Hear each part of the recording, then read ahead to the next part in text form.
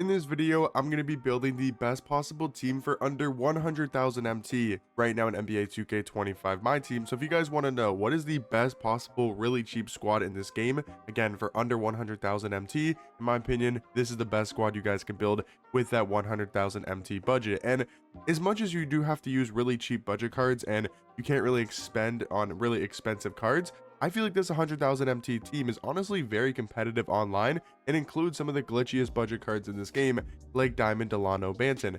This card guy seriously can compete against some of the best point guards in my team because he's 6'8" at point guard with a 6'10" wingspan. Because of that, he plays extremely good defense. He's got all the gold badges that he'll need. You might want to give him like paint patroller just to help him on the inside defensively, but maybe his stats and his badges don't look the greatest defensively. But the fact that he's 6'8" with a good player model in game, I'm telling you guys, he plays defense. He's extremely fast for a 6'8" point guard with 95 speed, also having 95 speed with ball. But probably the best thing about this Banton card besides his height is his jump shot. His jump shot is really good. They actually gave a 6'8" point guard a top level jump shot. Now this isn't some 300 guard best jump shot in the game, but it's a very good jump shot again for a card that is 6'8" at the point guard position. And surprisingly enough, you can find this card for like 5,000 MT. He's really not all that expensive on Xbox. And then at the starting shooting guard position, I want to go for a really good defensive card, and you guys will see here why in a second. But Pink Diamond Rocco for 5,000 MT is honestly a steal. I cannot believe that this card is that cheap, because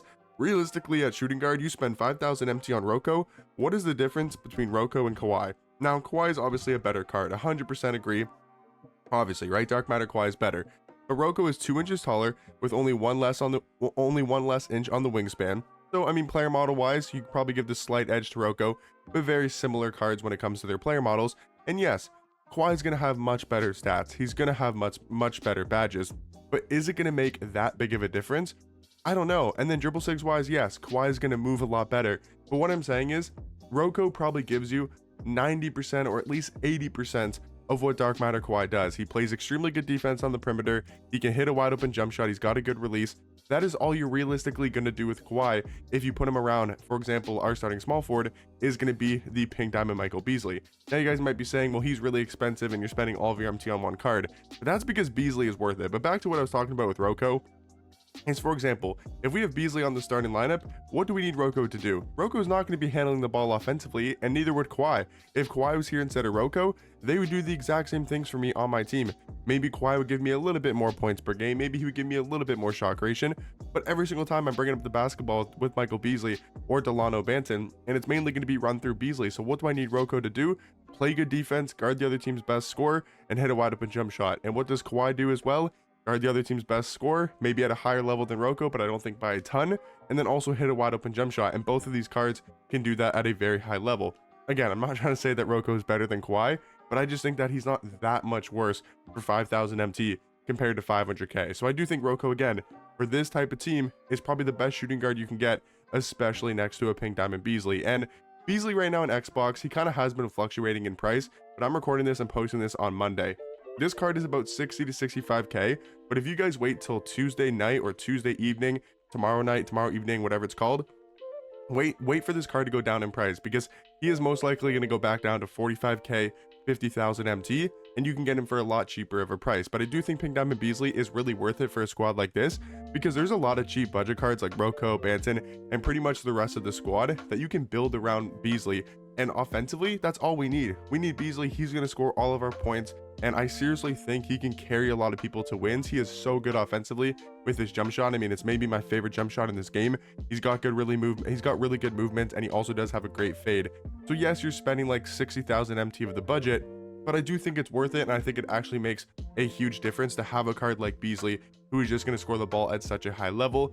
Now next to him at the power forward position is just going to be Bobby Portis Jr. He's 5,000 MT, and he does a job. He's 6'10" at power forward, 7'2" wingspan. He's got a good player model in game. He plays good defense, 92 block, 95 interior defense, has Hall of Fame box out beast, brick wall, post lockdown, and rebound chaser as well. He's got 95 strength, he can hold his own on the defensive end. He's got a nice jump shot. I personally like his release a lot in the catch and shoot. I feel like it's a consistent jump shot, it's fast enough, and it's really easy to green with. So I do think for that reason, again, 5,000 MT spent, we're trying to go budget around Beasley, but I do think he's definitely worth the price tag at that power forward position. Now for our starting center is going to be Pink Diamond Eddie Curry, and easily the best center when we're talking about budget centers in this game that go for especially under, what, 10,000 MT for Eddie Curry. I think honestly he might be cheaper. I think this card, yeah, he's around 10,000 MT on Xbox, and he is 100% worth that price because number one, there's not too many good cheap budget centers in this game. There's Eddie Curry, and there's a couple other guys we'll talk about here later in the video, but 7 foot at center, 7'7" wingspan. He's gonna play good enough defense for you. He's got really good strength. He's got a great player model. But the thing about Eddie Curry I love is that jump shot. That jump shot is so good, man. LaMelo Ball base, Darius Garland upper on very quick timing seriously helps you at the center position. You know, having a really quick jump shot, you can get off shots a lot quicker than most people would expect with your center card. And I think this starting lineup has a great balance of defense, but especially offense as well.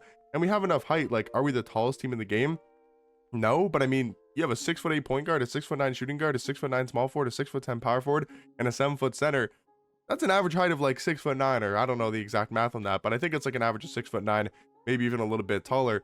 And that's pretty good, man. You got a tall starting lineup. Again, you're gonna spend a lot of your budget on the starting lineup. You're probably spending close to like 80,000 MT. You're gonna have to go really budget off the bench, and that's exactly what we're doing. We're going for Pink Diamond KPJ, who's an extremely good offensive budget point guard. He's 5,000 MT on Xbox, and he's actually good. He's actually a really good offensive and scoring point guard. 6'4" at the point guard position, 6'9" wingspan.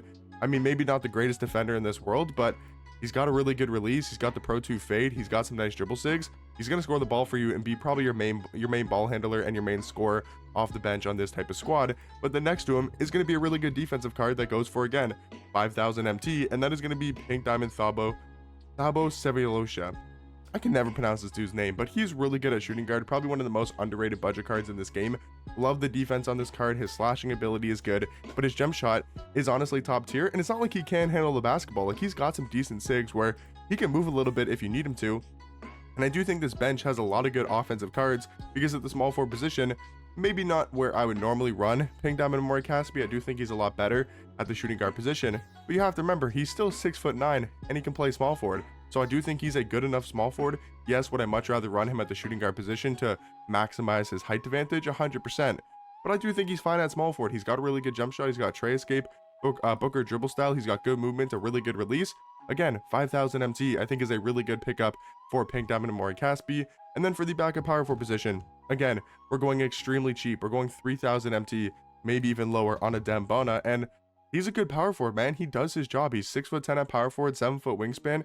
He's really good defensively, 98 block, 96 interior defense, really good physical stats. He's quick, he's athletic, he can dunk, he can drive to the basket well, he plays really good defense on the interior. Yes, only a 74 3 ball and maybe not the greatest jump shot in this world, but it's screenable. He's also got like the tray escape and actually good sigs, so you can move a little bit with this card if you need to. But I do think he's that defense that we desperately need, you know, kind of at the wing / forward position, because Amore Caspi isn't like the best of defenders. But Tyson Chandler, who's our backup center, is also really good defensively for 2,000 MT. At our backup 4 and 5, we're going extremely cheap, but both of these cards are really good defenders. Tyson Chandler, 7 foot with a 7'3" wingspan, plays extremely good defense. I like his jump shot. Maybe not the greatest 3-point shooting in the front court, but again, with a squad like this, you're gonna have to sacrifice something, and I would much rather have the defense than the 3-point shot. And I actually like greening. I feel like I can green with both of these cards, and I like their jump shots, whether it's a Dembona, but I do like Tyson Chandler's jump shot even more at the center position. So in my opinion, guys, this is the best route to go. Now, you could not use Beasley and try to throw in a couple like maybe 10 to 20k cards, and I feel like that could work. Like maybe use a Jonathan Bender, maybe use a Kalel Ware.